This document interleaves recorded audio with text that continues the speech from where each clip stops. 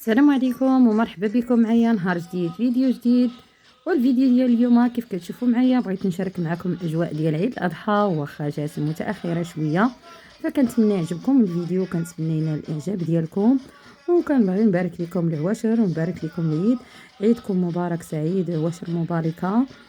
فكيف ما كتشوفوا معايا غادي نشارك معكم الاجواء ديال العيد، اجواء بسيطه متواضعه. كنتمنى يعجبكم الفيديو، وإلا عجبكم ما ديروا لايك واشتركوا في القناه اللي باقي ما اشتركش، وفعلوا الجرس باش توصلوا دائما بالجديد، وبارطاجيو مع العائله والاحباب.